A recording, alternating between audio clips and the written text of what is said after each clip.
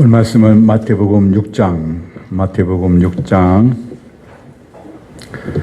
5절부터 8절까지 우리 같이 합독하겠습니다. 그리고 누가복음 11장 1절에서 3절 같이 합독하겠습니다. 먼저 마태복음 6장 5절부터 8절까지 우리 같이 합독하도록 하겠습니다. 자, 6장 5절 시작. 또 너희는 기도할 때에 외식한 자와 같이 하지 말라. 그들은 사람에게 보이려고 회당과 큰 거리 어귀에 서서 기도하기를 좋아하느니라. 내가 진실로 너희에게 이르노니 그들은 자기 상을 이미 받았느니라. 너는 기도할 때에 내 골방에 들어가 문을 닫고 은밀한 중에 계신 내 아버지께 기도하라. 은밀한 중에 보시는 내 아버지께서 갚으시리라. 또 기도할 때에 이방인과 같이 중언부언하지 말라. 그들은 말을 많이 하여야 들으실 줄 생각하느니라. 그러므로 그들은 본받지 말라. 구하기 전에 너희에게 있어야 할 것을 하나님 너희 아버지께서 아시느니라. 아멘. 그리고 누가복음 11장 한번 찾아보겠습니다. 누가복음 11장. 누가복음 11장 1절에서 3절 같이 합독하도록 하겠습니다. 누가복음 11장 1절에서 3절입니다. 같이 읽겠습니다. 시작. 예수께서 한 곳에 서서 기도하시고 마치심에 제자들 중 하나가 여짜오되 주여 요한이 자기 제자들에게 기도를 가르친 것과 같이 우리에게도 가르쳐 주옵소서. 예수께서 이르시되 너희는 기도할 때에 이렇게 하라. 아버지여 이름이 거룩히 여김을 받으시오며 나라가 임하오시며 우리에게 날마다 일용할 양식을 주시옵고. 아멘. 우리 시간을 같이 한번 앞뒤로 인사 한번 하겠습니다. 지체들과 뜨거운 인사 한번 하겠습니다. 주님 이름 사랑합니다. 주님의 이름으로 사랑합니다. 예, 사랑합니다. 예.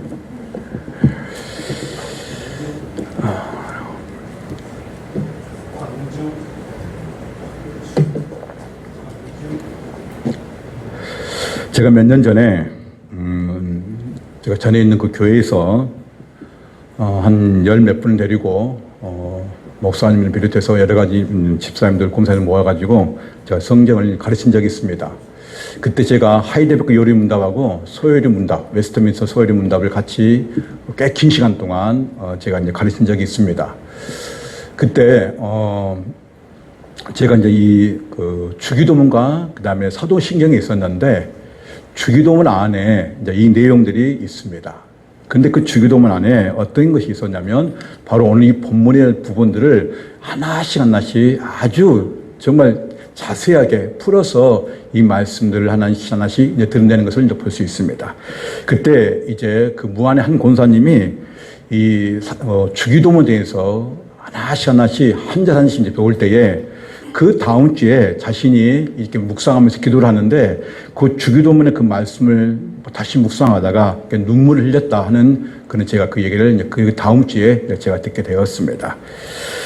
우리가 이제 공적 예배나 신방 예배 드릴 때에 끝마침 기도를 할 때 주기도문을 합니다. 근데 주기도문은 사도신경과 십계명과 함께 그리스도인이라면 꼭 알아야 할 보물이 있습니다. 근데 많은 성도들이 이 보물의 의미를 모른 채 외우거나 기도를 하는 것을 볼 수 있습니다. 한 구절 그 속에 담긴 심오한 뜻을 깨닫지 못하고 기계적으로 외우거나 그리고 중얼거리는 그런 경우가 참으로 많습니다. 오늘 짧은 시간에 다 다룰 수는 없지만 그러나 기도문의 형식과 약간의 한 구절이라도 같이 나눠서 예수님께서 우리에게 가르쳐 주시고자 하는 의미를 조금이나마 이해하고 다시 우리의 기도의 태도와 묵상이 조금이나마 수정이 되었으면 하는 바람입니다. 신약성경에서 보면 주기도문이 두 군데 나왔습니다. 우리 방금 읽은 것처럼 마태복음 6장 5절에서 8절 그리고 누가복음 11장 1절에서 3절입니다. 차이는 크게 없습니다. 그러나 마태복음과 그 다음에 누가복음에 있어서는 본문은 마태복음은 좀 더 길게 뭐냐면 이제 말씀하셨고 누가복음은 좀 짧지만 그러나 마태복음이나 누가복음이나 똑같은 의미는 아무 관계없이 똑같은 의미를 부여하고 있습니다. 그렇다면 오늘 우리가 이 주기도문을 볼 때에 주기도문이 나오게 된 배경이 무엇인가입니다. 먼저 누가복음 우리 11장 1절에 이렇게 말씀합니다. 같이 한번 찾아보겠습니다. 누가복음 11장 1절 같이 읽겠습니다. 시작. 예수께서 한 곳에서 기도하시고 마치심에 제자 중 하나가 여짜오되 주여 요한이 자기 제자들에게 기도를 가르친 것과 같이 우리에게도 가르쳐 주옵소서. 아멘. 본문에서 예수님께서 한적한 곳에 이제 기도를 마치시고 제자들이 그 마치신 예수님을 보면서 뭐라 하냐면 우리에게도 우리 제자들에게도 기도를 가르치려고 말을 합니다. 근데 사랑하는 성도님, 유대인들은 하루에 3번씩 기도하는 사람들입니다. 이들이 기도를 몰라서 이 기도를 가르쳐 달라고 한 것은 아닙니다. 그렇다면 오늘 이 세례 요한이 제자들에게 기도를 가르쳐 준 것처럼 오늘 예수님도 우리가 예수님의 제자이기 때문에 예수님께서 우리 스승이 되시기 때문에 우리에게도 기도를 가르쳐 달라고 뭐냐면 말하고 있습니다. 여기에는 분명한 어떤 의미가 들어 있습니다. 제자들이 요한에게 자기 제자들에게 기도를 가르친 것 같이 자신들에게도 어떤 기도를 가르쳐 주는데 세례 요한을 따르던 제자들에게도 어떤 정형화된 기도문이 있었다는 것입니다. 이것은 당시 시대적 상황을 대변하는 말입니다. 예수님 당시 유대인들은 로마 제국의 지배 아래에 있었습니다. 특별히 유대인들 사이에서 종파가 있었는데 바리새파, 그리고 쿨람 동굴에서 살고 있는 에센파, 그리고 예수님의 부활을 믿지 않고 천사를 믿지 않는 사두개파들이 있었습니다. 이들 종파에는 자신들의 종파의 정체성을 갖기 위해서 정리화된 기도문이 저마다 다 있었다는 것입니다. 그래서 이제 이 예수님의 제자들도 이것을 알기 때문에 우리도 예수님의 제자이기 때문에 예수님이 가지고 계시는 그 기도를 오늘 우리에게도 가르쳐 달라고 지금 요구를 하는 것을 볼 수가 있습니다. 오늘 예수님께서 가르쳐 주신 이 주기도문, 다시 말해서 오늘 우리 같이 나누는 이 주기도문은 이 땅에 있는 교회와 성도들이 하나님의 백성으로서 그들의 정체성을 가지고 기도를 해야 되는 것을 분명 우리에게 보여주고 있다는 것입니다. 사랑하는 성도님, 짧지만 이 주기도문을 통하여 우리의 기도의 방식과 묵상하는 자세를 점검하는 시금석이 되었으면 좋겠습니다. 예배나 기도를 마칠 때 한 번 암송하고 그치는 기도문 정도로 끝나는 것이 아니라 좀 더 깊이 있는 의미를 알고 주기도문을 애우는 그런 성도가 되시길 주님으로 축원드립니다. 예수님께서는 제자들의 요구에 너희는 이렇게 기도하라고 하시면서 주기도문을 가르쳐 주는 것을 볼 수 있습니다. 그래서 마태복음 6장 9절에 같이 한번 읽어볼까요? 마태복음 6장 9절입니다. 시작. 그러므로 너희는 이렇게 기도하라. 하늘에 계신 우리 아버지여 이름이 거룩히 여김을 받으시오며. 아멘. 예수님의 기도에는 아주 중요한 의미가 들어있습니다. 여기 6장 9절에 중요한 의미 두 가지를 드러내는데 그 첫 번째 뭐냐면 기도는 이렇게 하라 하시는 주님의 명령이 들어있다는 것입니다. 또 하나는 둘째는 기도는 우리가 배워야 할 수 있다는 것입니다. 그러니까 기도는 우리가 주님의 기도를 배워야 할 수 있다는 것입니다. 많은 경우 기도는 그냥 열심히 하다 보면 저절로 체득된다고 생각합니다. 그러나 그와 반대로 기도를 배우지 않고 열심히 기도만 한다고 해서 올바른 기도 생활을 할 수가 없다는 것입니다. 예수님은 때와 장소를 가리지 않고 기도를 하셨습니다. 성전에서, 산에서, 요단강에서 세례를 받을 때도 기도를 하셨고 사도들을 세우기 전에 기도하셨고 겟세마네 동산에서 기도하셨습니다. 예수님은 자신의 백성들에게 말을 통하여 기도를 가르쳤고 그의 삶을 통하여 기도를 가르치셨습니다. 그렇다면 오늘 이 주기도문의 크게 6가지 어떤 의미 중에 먼저 보겠다면 우리가 화면을 보면은 왼쪽, 여러분 보시는 그 왼쪽 화면은 예수님이 가르쳐 주신 기도가 있습니다. 근데 거기 앞에 그 소대의 머리를 보면은 우리가 2가지 크게 있는데 간구한 것이 있는데 오른쪽에 보시면 우리가 하나님께 간구해야 할 3가지가 있습니다. 그리고 왼쪽에 보시면 그 보시면 우리가 우리에서 간구해야 할 부분이 또 있습니다. 그러면 주기도문에서 먼저 시작이 기도의 대상이 누구인지를 정확히 우리에게 보여주고 있는데 바로 하나님이심을 보여줍니다. 하늘에 계신 아버지라고 시작한 것은 우리의 기도의 대상이 여호와 하나님이라는 것을 말씀하고 있습니다. 그래서 우리가 하나님께 구해야 할 것이 3가지가 있다. 그 3가지 뭐냐면 하나님의 이름, 2번째는요 하나님의 나라, 3번째는요 하나님의 뜻입니다. 다시 하겠습니다.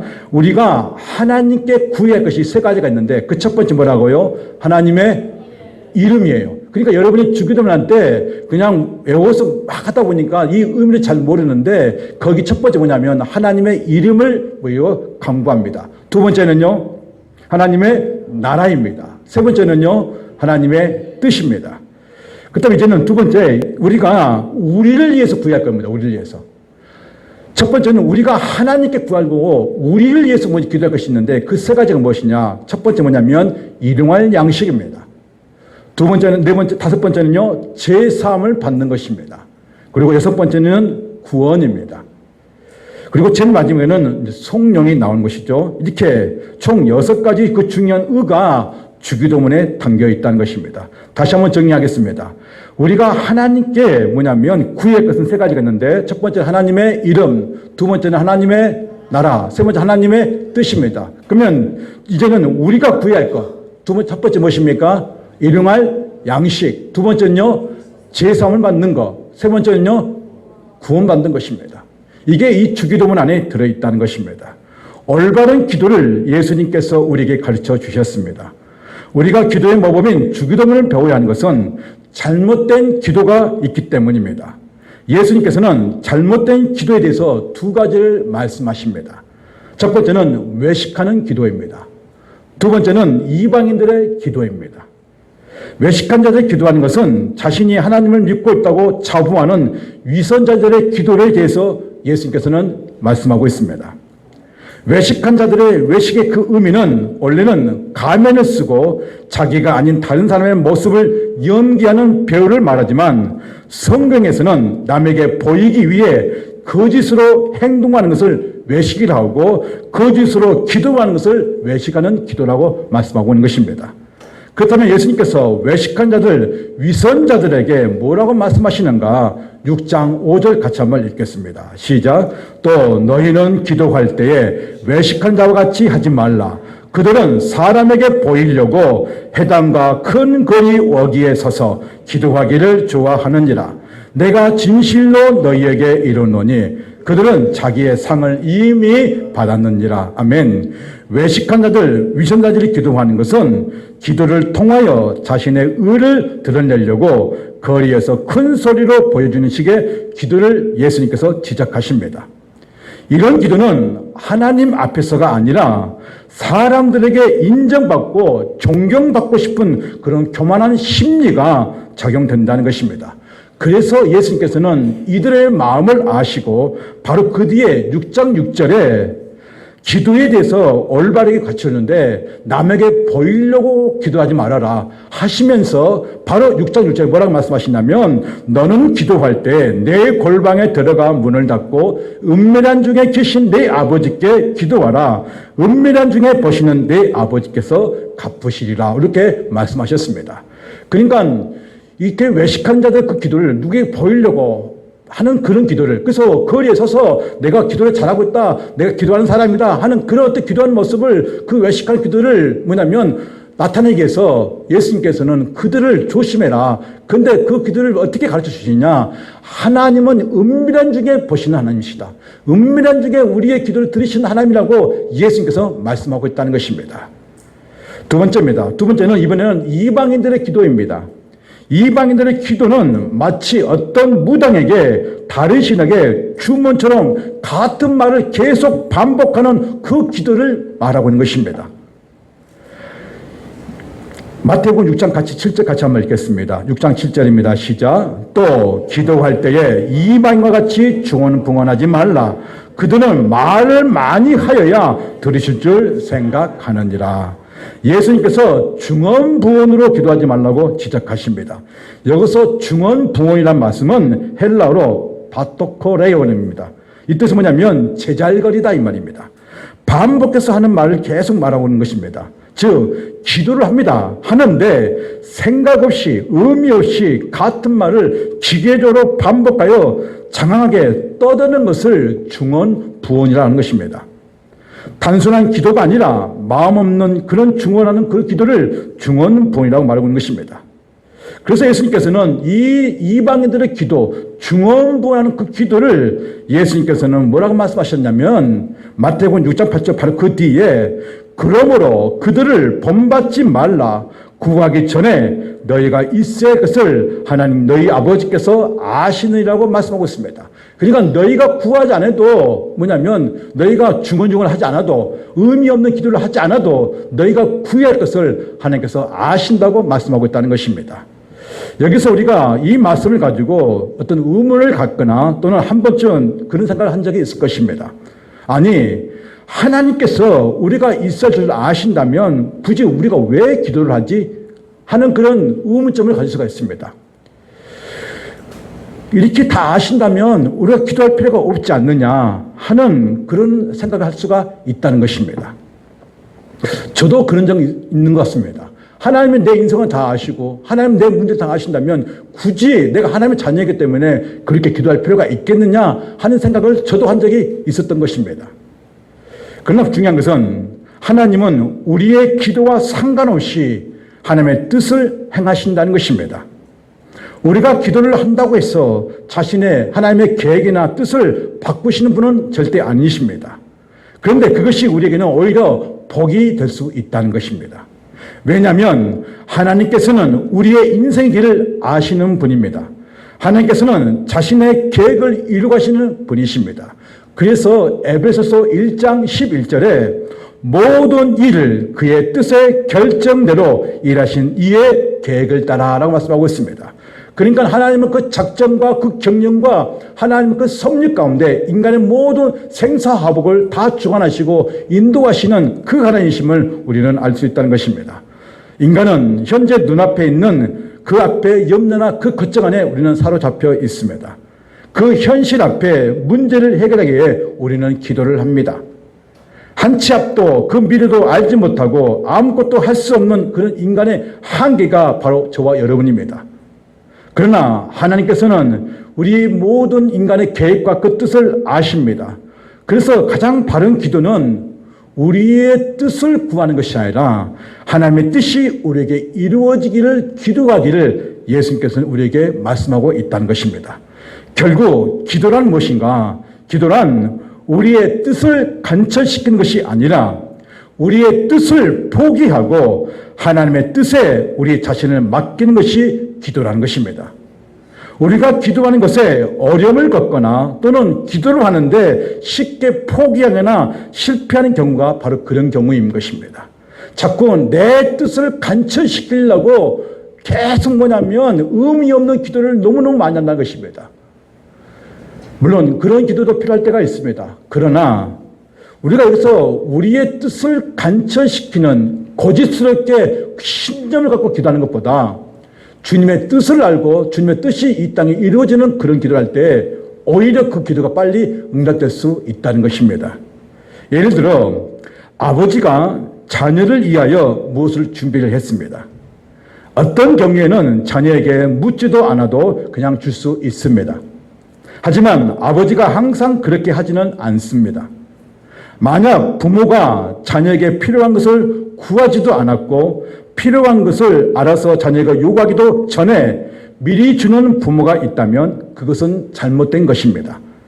무엇이 잘못입니까? 그 자녀는 결코 부모에 대한 감사를 모른다는 것입니다. 하나님께서 어차피 자녀들에게 가장 좋은 것으로 주시겠지만 그럼에도 불구하고 기도를 요구하신 것은 바로 이것 때문입니다.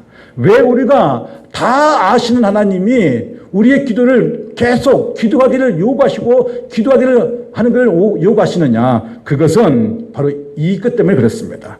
하나님에 대한 신뢰와 전적 의지를 깨닫게 하기 위해서입니다. 따라서 해주시기 바랍니다. 하나님에 대한 신뢰, 전적 의지를 깨닫게 하기 위해서. 이것 때문입니다. 하나님을 신뢰하는 겁니다. 그리고 전적으로 하나님을 의지하는 법을 깨닫게 하기 위해서 하나님께서는 우리가 기도하기를 요구하고 계신 것입니다. 그러면 너희는 이렇게 기도하는 것은 우리 주님은 그들의 잘못된 기도 형태를 지적하시면서 이렇게 말씀하십니다. 그러므로 너희는 이렇게 기도하라고 우리에게 말씀합니다. 그러면 6장 9절에 그러므로 너희는 이렇게 기도하라. 하늘에 계신 우리 아버지여 이름이 거룩히 여김을 받으시오며라 이랬습니다. 우리가 한국성에 보면은 우리가 외울 때에 우리 주기도 보면은 먼저 하늘에 계신 나옵니다. 그죠? 그 다음에요. 우리 나옵니다. 그 다음에요. 아버지가 나옵니다. 그런데 헬라어 원문은 이렇게 되어 있습니다. 제가 혹시 저기 언어 보이신가요? 언어 보인가요? 안 보인가요? 예. 예. 자, 보세요. 노란색은 지금 우리가 외우고 있는 내용입니다. 하늘에 계신 우리 아버지요. 근데 원문은 바꿔졌습니다. 순서가. 무엇부터 시작됩니까? 아버지요. 그 다음에요. 우리. 그 다음에요. 하늘에 계십니다. 어느 원문에는 순서가 바꿔져 있습니다. 그러니까 하늘에 계신 제일 밑에가 있고 가장 먼저 올라온 것이 뭡니까? 아버지입니다. 아버지. 그럼 유대인들은 고백할 때 아버지를 먼저 고백을 합니다. 그리고 우리 하늘에 계신 이렇게 들어간다는 겁니다. 여기는 아주 중요한 의미가 들어있습니다. 여러분. 기도문의 첫머리에 아버지가 먼저 시작됩니다. 아주 중요한 의미가 들어있는데 이것은 예수님께서 제자들에게 기도의 대상이 누구신지를 분명히 가르쳐주고 있다는 겁니다.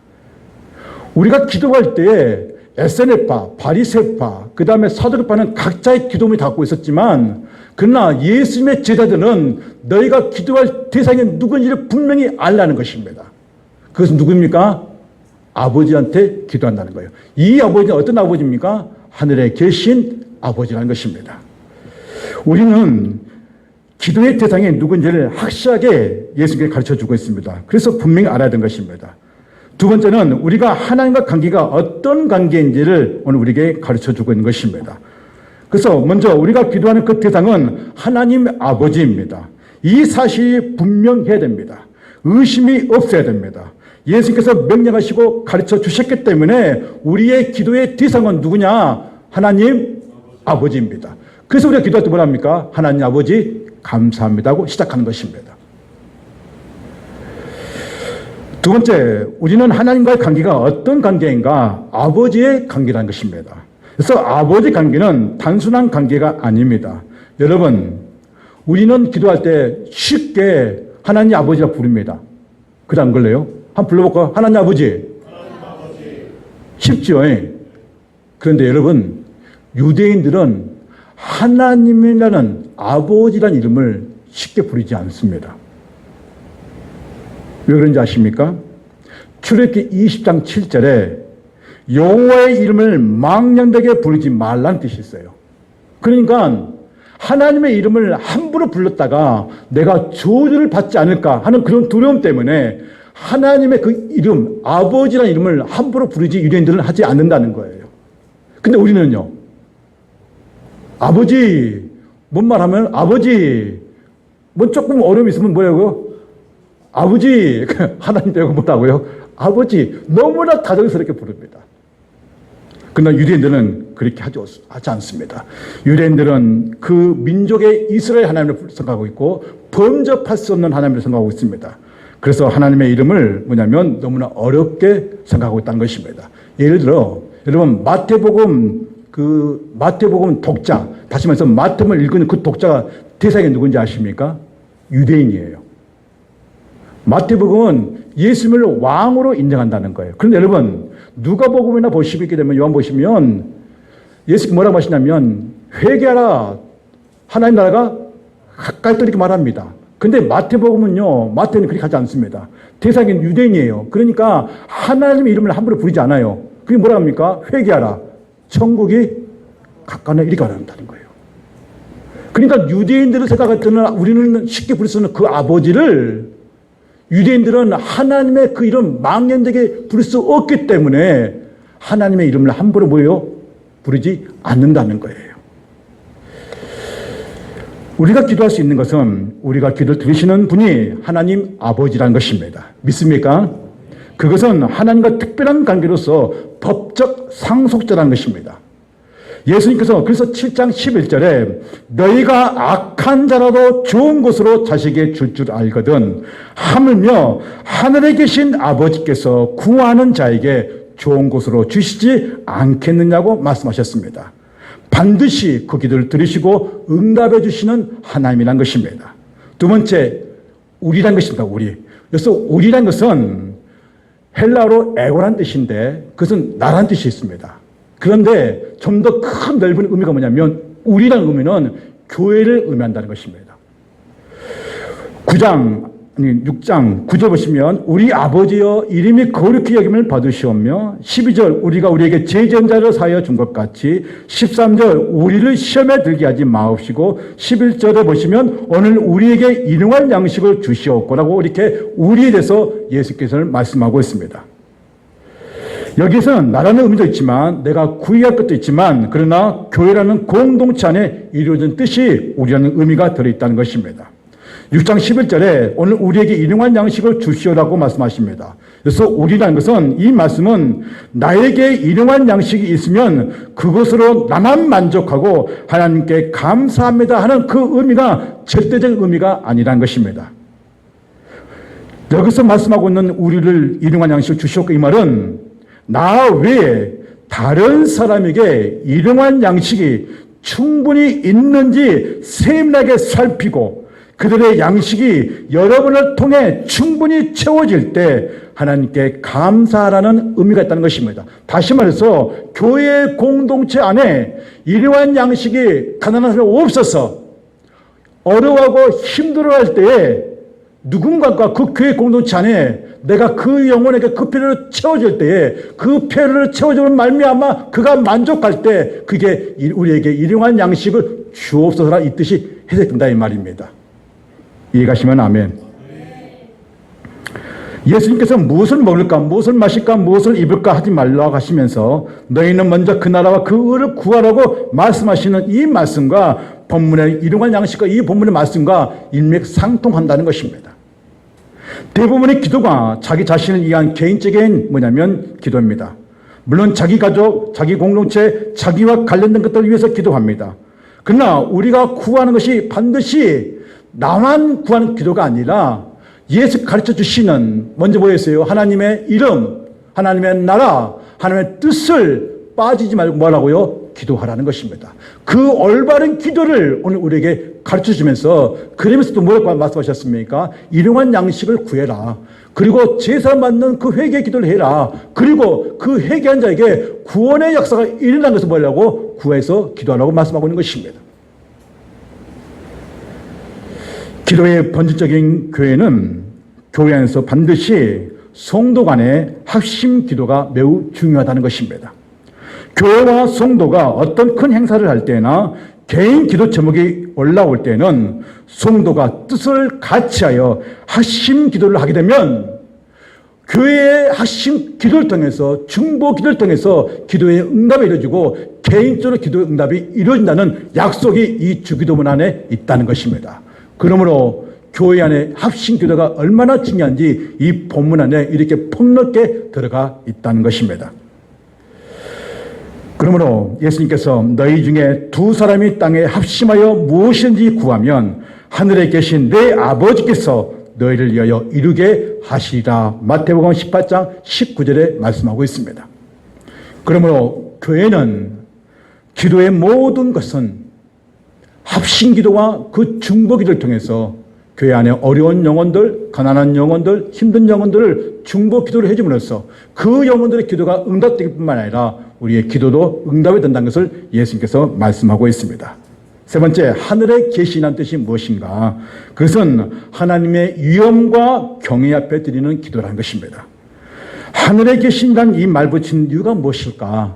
그것은 무엇보다 하나님 아버지를 그냥 육신의 아버지처럼 생각하려는 그 위험성을 배제시키기 위해서 하늘에 계시다는 뜻을 말씀하고 있다는 것입니다. 하나님의 이름을 함부로 아무 의미 없이 부르는 것을 주의하라는 것입니다.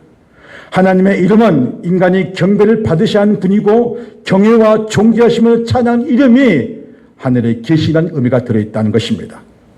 그래서 하늘은 공간적인 의미가 아닙니다.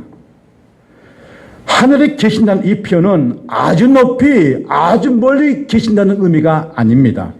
그렇다면 하늘에 계신 이 의미가 무엇이냐? 첫 번째는 하나님의 위엄을 표현할 때 쓰는 말씀입니다. 하나님의 그 위엄. 두 번째는 뭐냐면 하나님은 지극히 높으시는 왕이라는 뜻입니다.